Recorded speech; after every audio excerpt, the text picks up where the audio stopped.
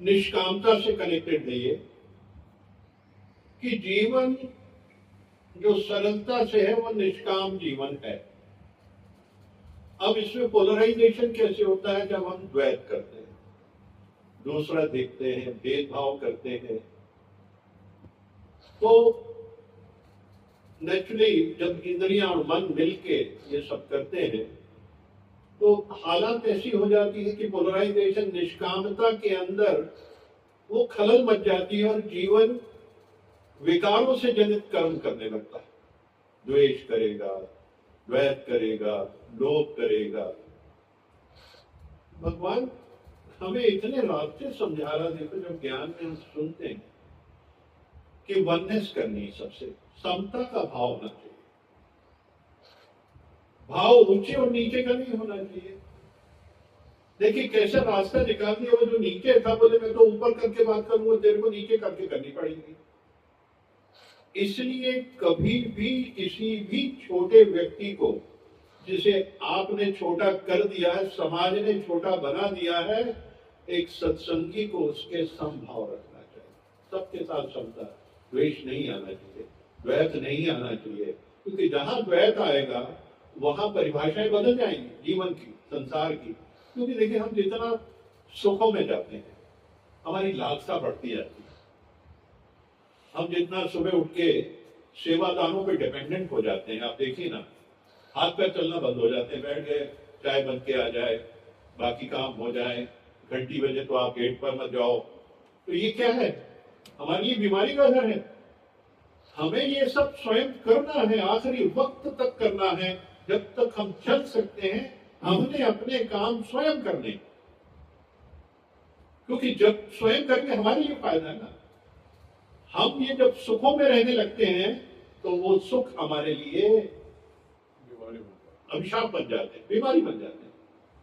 तो सुखों का ज्यादा सुख लेना भी तुम्हारे लिए बीमारी है, ज्यादा खुशी लेना भी बीमारी है। अब तुम खुशी, छोटी छोटी खुशियां में जाओ वो ज्यादा अच्छा है। बनस्पत बहुत बड़ी खुशी में, जो आप संसार में खुशियां, ये जो छोटी खुशी है इस सेवा निष्कामता से मिलती है। जैसे एक व्यक्ति बताया था, वाणी में आया था, रेगिस्तान में पानी ला के पिला रहा था सबको, तो भगवान से पूछा मुझे क्या मिलेगा? बोले तुझे खुशी मिली ना? बोले मिली ना। तुझे मिल गया, फल मिल गया, निष्कामता का था ना। अब उसमें उसको आ गया कि मेरे को कुछ मिले उसके बदले में। अब कोई भजन करने आता, बोले मुझे कुछ मिले, इसका कीमत मिले मेरे को, तो वो निष्कामता तो नहीं हुई ना। वो कीमत तो सुन रहा हूं, कीमत चाहिए यार। इस हॉल में, इस सत्संग भवन में जो भी आता है निष्कामता के लिए आता है, ज्ञान अर्जित करने आता है, हम ज्ञान पाने आते हैं, कोई लेन देन के लिए नहीं आते। वरना गुरु की महिमा धूमिल होती है, गुरु के ऊपर कर्म चढ़ता उसका। इस बात को जरूर समझे हम लोग, बहुत गहराई से जाए, क्योंकि लोग आते हैं यहाँ लेन देन के लिए आते हैं। तो ये गुरु की महिमा पे आपने धूमिल कर दी, नीचा कर दिया अपने गुरु को। तुम्हारे पास सब कुछ तो है, फिर क्यों? क्या नहीं है? करोड़ों का शरीर मिल गया है, एक एक करोड़ की एक एक चीज है, किडनी बदलो, और ओरिजिनल नहीं होती, अगर बदल भी गई है तो तुम्हारे पास कितनी वैल्यूएबल चीज है, तुम तो बिलियनियर हो। सब तुम ख्याल से अपने आप को छोटा कर देते हो। तो ये भाव भी नहीं आना चाहिए सत्संग भगवान में, कंपैरिजन नहीं आना चाहिए और लालच नहीं होना चाहिए, क्योंकि लालची आदमी नहीं टिक सकता ज्यादा। सिर्फ सत्संग ही टिकता है, सबका ही संग टिकता है।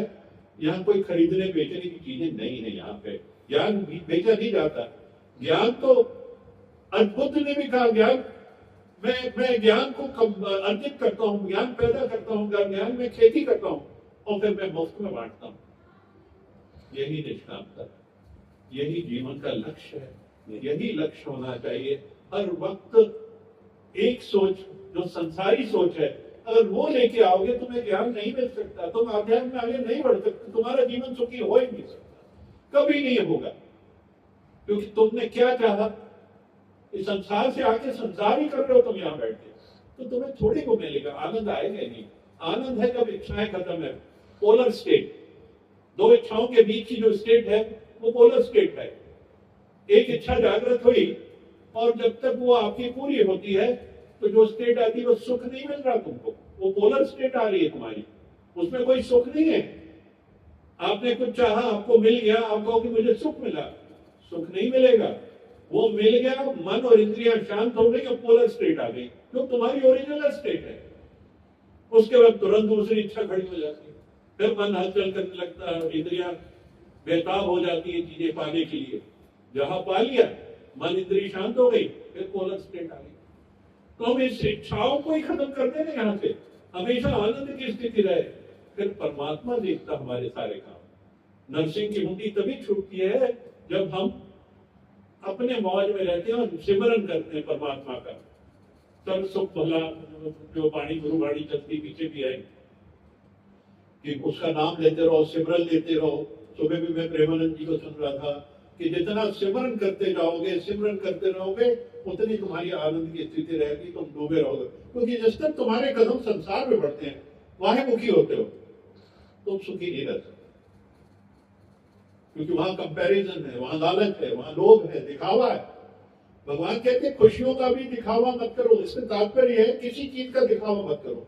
पैसा है तो पैसे का दिखावा नहीं, ज्ञान है तो ज्ञान का दिखावा नहीं, सब समेट लो अंदर, सब समेट लो और निष्काम जीवन जियो। तो इसका बहुत बड़ा गहरा महत्व है। इसका तात्पर्य है कि सब समेट लो अंदर, खुशियों को, ज्ञान को, जो मिली है, क्योंकि वो चली जाएगी नहीं तो। क्योंकि जहां लीकेज हुई, बह के सब खत्म हो जाएगा। क्योंकि संसार बना इसीलिए तुम्हारी एनर्जी, वो एनर्जी तुमने इकट्ठी की, तुम्हारी एनर्जी वो खींच के ले जाता है संसार। कोई शब्द दे दिया, कोई अपमान कर दिया, कोई मान कर दिया, कोई बदनामी कर दी। आज संसार यही है, जो ऊपर उठता है उसकी बदनामी बहुत जल्दी होती है। तो हम अपने आप को एक एज में रखें, कवर में रखें, अंदर समेट लें हर एक चीज को। मुझे अपने लिए जीना है, अपने से बातचीत करना है, अपने में मस्त रहना है। जीवन वही सुंदर है जब हम अपने में जीते, अपने आप में सुंदर। ओम ओम हरि।